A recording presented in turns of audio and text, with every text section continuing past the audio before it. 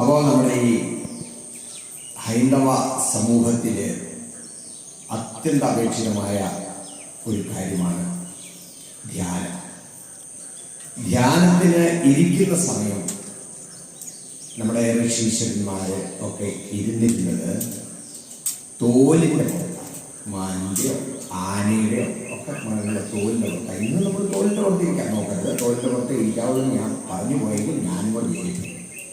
ഒരു മൃഗത്തെയും കൊല്ലാൻ പാടില്ല, പ്രത്യേകിച്ച് വനത്തിലുള്ള ഒരു മൃഗത്തെയും കൊല്ലാൻ പാടില്ല.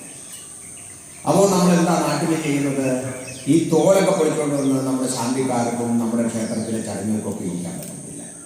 അതുകൊണ്ട് ഇരിക്കുമ്പോൾ ഭൂസ്പർശം ഉണ്ടാവാതെ ഇരിക്കണം. ഭൂസ്പർശം ഉണ്ടാവാതിരിക്കുവാൻ വേണ്ടിയിട്ട് കമ്പിളി കൊണ്ട് ചെയ്യുക. കമ്പിളിക്കുക, സുന്ദരിയാണെങ്കിൽ തോല് രോമം കൊണ്ട് ചെയ്യുക. കമ്പിളിയിൽ ഇരിക്കാം. കമ്പിളി ഇല്ലെങ്കിൽ എന്തെങ്കിലും ഒരു വസ്ത്രത്തിൽ ഇരിക്കണം. പ്ലാസ്റ്റിക്കില്, ഇരുമ്പില്, നേരെ മണ്ണില് ഒന്നും ഇരിക്കാൻ പാടില്ല. അതുകൊണ്ടാണ് പണ്ടുള്ള ആൾക്കാർ നിരന്ന പാറയിൽ ഇരുന്നിരുന്നത്.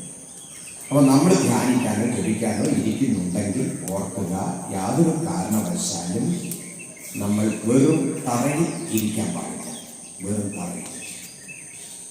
അപ്പോൾ തറയിൽ ഇരിക്കാതെ എന്ത് ചെയ്യണം? എന്തെങ്കിലും വിരിച്ചിരിക്കണം.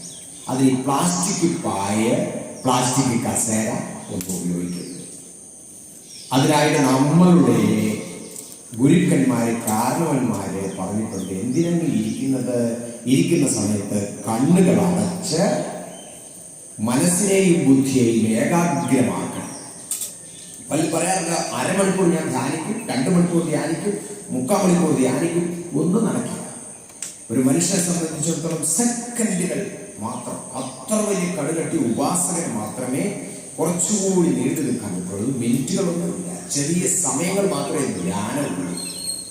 ബാക്കിയൊക്കെ ഇങ്ങനെ കണ്ണടച്ചിട്ട് ജപിക്കാമെന്ന് മാത്രം. അങ്ങനെ ജപിക്കും തോറും നമ്മുടെ മനസ്സിനെ ഏകാഗ്രമാക്കി ബുദ്ധിയെയും മനസ്സിനെയും സമമാക്കി നിർത്തുന്നു. അപ്പൊ ഇരിക്കുമ്പോൾ എന്തൊക്കെ വേണം? ഇന്ദ്രിയങ്ങളെ അടക്കി നിർത്തണം. പഞ്ചേന്ദ്രിയങ്ങളെ, ജ്ഞാനേന്ദ്രിയങ്ങളെയും കർമ്മേന്ദ്രിയങ്ങളെയും അടക്കി നിർത്തണം. അതിൻ്റെ പ്രതീകമാണ് ആമ. അതിന് 2 കാല്, 2 കയ്യ് ഒക്കെ പെട്ടെന്ന് അകത്തേക്ക് വലിക്കും, തലയും അകത്തേക്ക് വലിക്കും. അപ്പോൾ ആമയുടെ ഷേപ്പ് എന്താണ്? ശരിക്ക് ഇതാണ്. ആമ മുകളിൽ നോക്കിയാൽ ഇങ്ങനെ ഇരിക്കും. അതുകൊണ്ടാണ് ആമയെ പോലെ ആകണം നമ്മൾ. നമ്മുടെ ഇന്ദ്രിയങ്ങൾ, 5 ഇന്ദ്രിയങ്ങളെയും അടക്കി. ഇതുണ്ടോ, ഒരാമയാണ് ഇത് മുകളിൽ നോക്കിയാണ്. അതുകൊണ്ടാണ് ഇതിന് ആവണപ്പലക എന്ന് പറയുന്നത്. ഇത് ശിരസ്, ഇവിടെ 2 കൈകളുണ്ട്, ഇവിടെ കാലുകളുണ്ട്. അത് അകത്തേക്ക് വലിച്ച്